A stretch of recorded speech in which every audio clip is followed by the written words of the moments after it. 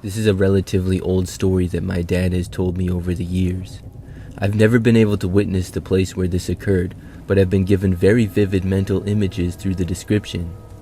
Back in the late 1980s, my dad and a few friends would regularly hike over the waterfall and creek bed behind our farm, and they would follow the trails up until they eventually met the frontage road off the interstate. Well, one night they decided to take a different route and go around the backside of another farmer's land, mostly to see the animals because they owned emus and other large pets that weren't common in the local area. Supposedly, after leaving the area and continuing into the woods, they managed to stumble upon what is described by all 5 men who were there as a Blair Witch look-alike cabin in the woods. It was a very old home, and my dad claims that just by looking at it, it gave him this ominous feeling, but of course they had to go and check it out. Inside the house, it was a vintage cottage-style home that was probably built in the late 1940s or early 1950s, and the group was instantly met with writing and symbols.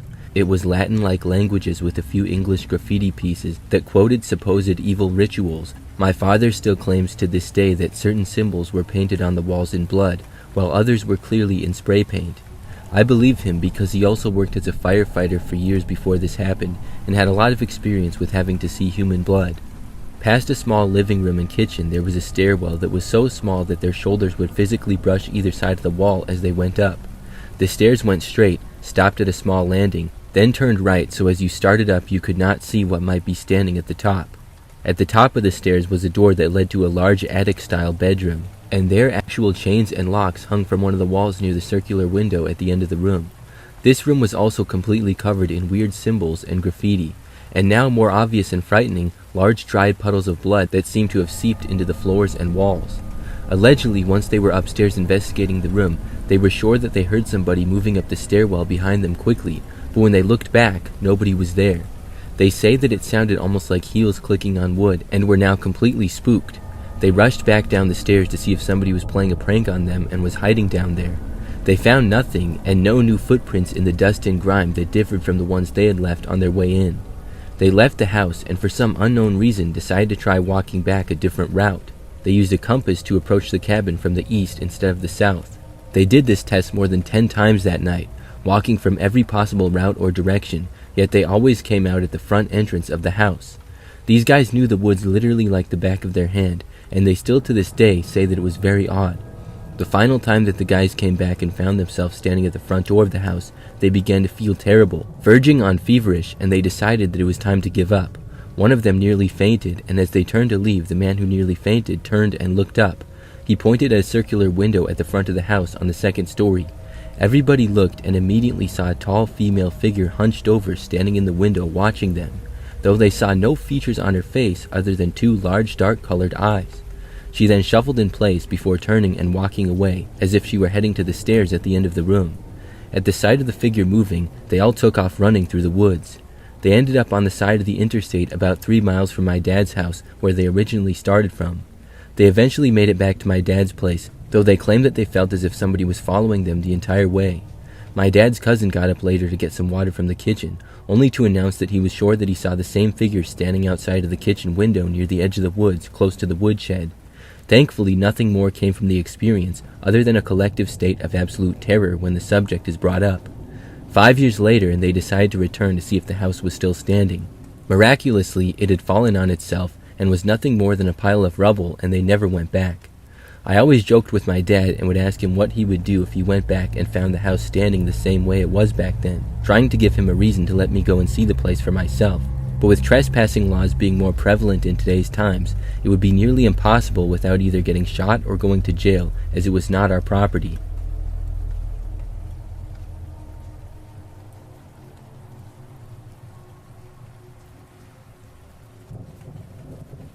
A few years ago, when I was about 14 or 15, my mom, stepdad, and I took a trip to the Smoky Mountains. They had rented a cabin up in the mountains, far out, with no other cabins in sight. It was peaceful, and I remember the drive up being long and winding, with nothing but trees around us. The cabin itself was a kind of split level. You parked on the gravel road, and the side was ground level, but on the back side it dropped off into a slope, and there was a wraparound balcony that led down to the lower floor. My room was upstairs on the gravel road side of the cabin. My mom and stepdad stayed in the downstairs bedroom. The first night, I couldn't really sleep. It was just unfamiliar, and I tend to have trouble in new places. I was lying there, not doing much, just trying to get tired. At some point, I heard the gravel outside crunching. It wasn't wind or a small animal sound. It was slow, steady steps. I bolted downstairs and told my mom what I heard. She brushed it off and said that it was probably a raccoon or something. I went back upstairs, but I didn't really sleep well for the rest of the night. The following evening, it wasn't even that late yet, still early on, and all the lights were on. I was sitting in the living room on the main floor, just reading. Suddenly, the house alarm went off. My stepdad ran to check the panel to turn the alarm off and started looking around. That's when we found one of the windows in the living room was cracked open. It was on the balcony side, and none of us had opened it. We shut it and locked it. They went back downstairs after that, but I stayed in the living room. I tried to go back to reading, but I kept glancing at the windows. Maybe half an hour passed, and then the alarm went off again. Now we were all on edge. This time, my stepdad grabbed a flashlight and went outside. He said he'd check the gravel road around the cabin. My mom and I stood near the balcony door, not sure what to do. For whatever reason, I had this big rock with me which I left on the balcony. I just felt this impulse and threw it as hard as I could over the balcony railing. It made a loud noise when it hit the ground below. I must have spooked the person with the rock throw, because immediately after we heard somebody running down the wooden steps below us and out towards the trees. Somebody had been out there waiting, hiding, maybe trying to get in. It was a person, definitely not an animal. My mom looked at me and just said, "We're leaving." We packed up everything as fast as we could and drove down the mountain in the dark. Someone was out there watching us, possibly trying to enter the cabin both nights.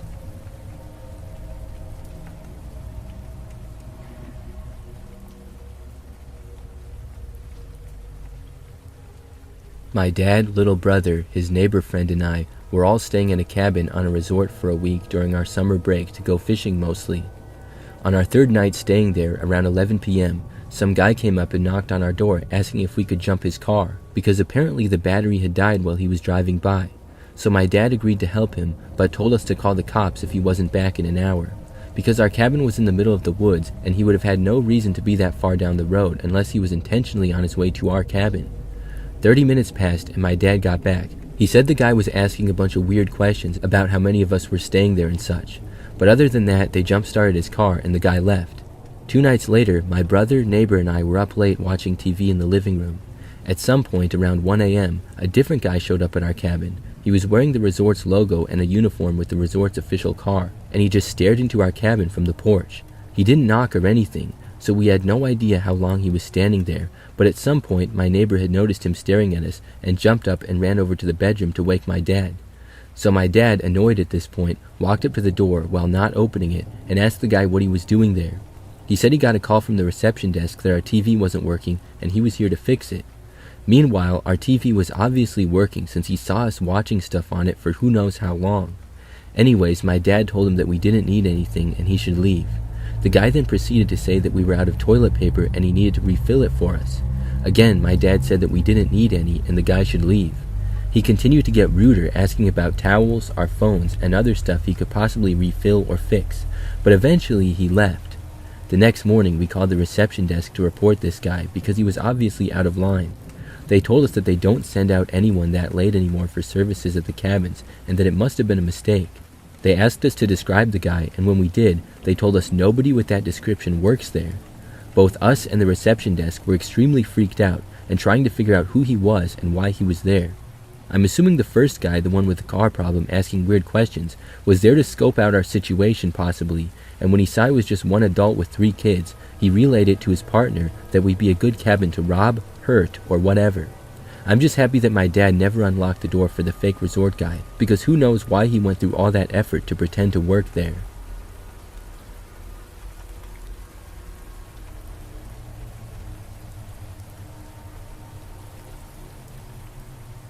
When I was 13, over winter break, my family rented this large cabin in a ski town.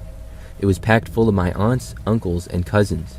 The adults drank all day since it was vacation, and us kids did our own thing. One night around 8 p.m., me and 6 of my cousins decided to go sledding. It was dark, but we had headlamps and our gear on. The snow had been falling all day and everything was fresh. We sledded on the hill behind the cabin for about an hour. Then my cousin Terry got bored and said that we could go to the construction site we'd seen earlier that week. It was across a hill, maybe a 25-minute walk. We all said okay, and nobody thought to ask permission. The parents were drinking, and probably wouldn't have noticed anyway. The hike there was a little bit tough since the snow was deep and the trail was not lit, but we made it. The construction site was weirdly quiet. It was supposed to be a new street with 5 big cabins. 2 looked almost done but just didn't have any windows yet. Another was just a shell. The last 2 were just basements in the ground with boards over them. We split up and started exploring. It was kind of fun to walk around inside the 2 almost finished houses. We eventually began having a snowball fight, which was cut short by the sound of a truck approaching up the road. We were all worried about getting caught, as we knew we probably weren't supposed to be playing around the construction site. Everybody ran back towards the hill and trail which led back to our cabins, but Terry and I were on the opposite side of the road when the truck approached. We panicked, and instead of running back with the rest of the group, we ended up hiding inside one of the nearly finished cabins. All we could do was sit and watch through the space where a window would be eventually, as the truck rolled up the hill and stopped in the middle of the construction area. A man exited the truck and began walking up to the exact cabin that we were hiding in. We had no idea who this was, but assumed that it was a worker checking on the site. He had probably realized that people had been messing around by all the snowballs littered on the road and the fresh footprints in the snow. Terry and I climbed up the steps to the second floor of the cabin, as we tried to put distance between the man and figured that he would only check the first floor. The wet spots from the snow that were brought in by our boots must have given us away, because we heard the man begin to ascend the steps to the second floor. Terry and I knew that we were trapped pretty good. We whispered amongst ourselves in agreement that we would apologize for being in the construction zone. We hoped that we would just get away with a warning from the worker, and hopefully he wouldn't care enough to punish us further.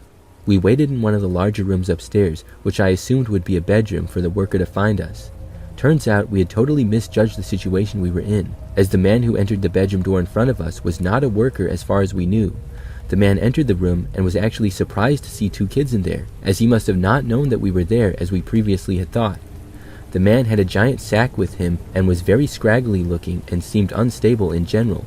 We started apologizing immediately, but before we could even finish our sentences, he began approaching us and swinging his big bag in arcs trying to hit us. He was blocking the only doorway to the room. Thankfully, Terry and I had scoped out the window behind us prior to him coming upstairs in case we did need a quick escape route. We had seen that there was a medium-sized pile of snow under us, so as the man approached us unsteadily, clearly drunk or under the influence, swinging the bag, we jumped out the window and onto the snowbank. The fall still hurt us a little bit, but we were fine enough to get up and run out of the construction site and back to the hill towards our cabins. We ended up having to explain the whole situation to the adults when we got back, because our other cousins had been scared and told the adults that we were there and a truck had approached.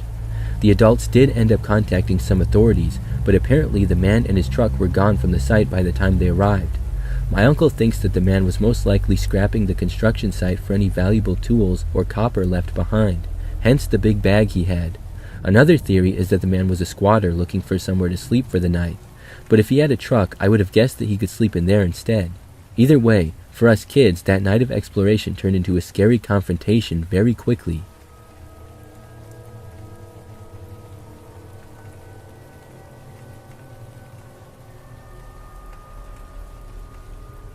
A few years ago, I had an extremely stressful week at work, so I decided to book a cabin on Airbnb at the very last minute for the same night on a Friday. It was just me and my dog. I packed up and drove out there about an hour and a half away. I stopped on the way and got a bottle of wine in town about 20 minutes from the cabin. Then I went and got food at a restaurant 1 minute down the road. It was very small town vibes. I got to the cabin around 7:45 p.m. Just enough light out to start a fire, which I did. The cabin was down a gravel road and it was about a 5-minute drive from the main road. It felt very secluded, even though in comparison to some other secluded spots, it was only about 20 minutes from a gas station. There was no cell service near the cabin. I didn't mind that because it was nice to decompress. The reviews of the place were all great. It had electricity and a clean, updated bathroom. Nothing fancy, but it was clean. It had a nice front porch to sit on, and there were some windows on every wall of the building to see out into the woods around it. The driveway came up from the back side of the cabin and stopped completely alongside the right. We sat around the fire until about 11 or 11:30 that night. I put it out and then brought my dog inside and went to bed, just playing games on my phone. The dog kept becoming alert to noises outside, but I took it as the woods doing their thing. About 45 minutes into lying in bed, I heard a light knock at the door. To say I was terrified is an understatement. I didn't answer, and I heard a light knock again about 30 seconds later. Now I was wondering if something was wrong with the Airbnb, because there was no cell service, so the owner couldn't contact me if they needed to. All sorts of realistic scenarios ran through my head fast. The door was solid and locked, but there was a window to the right of it on the porch. I turned the porch light on and peeked my head into the window, and a guy was standing there. He didn't necessarily seem scary. He may have been drunk, but he wasn't like smashing down the door or screaming. He immediately saw me. The windows were old, so I could tell that he would be able to hear me even though it was closed. I said, "What do you want?" He motioned towards the door for me to let me in the cabin. I said, "Why?" He said something inappropriate, and I told him, "This is highly inappropriate and you need to leave right now. I have a GPS cell phone and I will call the police immediately." I didn't have a GPS phone, but I've always been a fast thinker. I hoped that it would scare him off. He quickly turned around and left off the porch. The cabin was mostly one open room. I quickly laid back down in bed with my heart pounding. I didn't know if he was going to go and get a gun or something to break in with. Directly across the bed from me was the window that looked out to the driveway. I could see the running lights of his car, and I could see him backing up down the driveway. I laid in bed in fear for about 3 or 4 minutes, honestly thinking of stuff I could use as a weapon. I got up after a few minutes and went and pushed a dresser and chair in front of the door. The cabin was elevated, so I wasn't terribly worried about the windows except the one on the porch. I laid back down in bed with the lights off, terrified, and was awake for most of the night until the sun came up. He never came back as far as I'm aware. I packed up and left as soon as it was bright enough and messaged the Airbnb owner as soon as I got cell service. They said that nothing like that had ever happened and offered to help me file a police report. A couple of things I still wonder about is how did he know I was there? The only thing I can think of is that he followed me from the small town that I'd stopped in about 20 minutes away. Also, I had been awake the whole time prior to him arriving. How did he manage to get his car down the road that quietly with no lights on? Did he push his car the last bit of the way? I feel like I would have either heard his car or footsteps, and it was quiet out that night except for the forest noises. Overall, it was a very strange and frightening encounter for me, to say the least.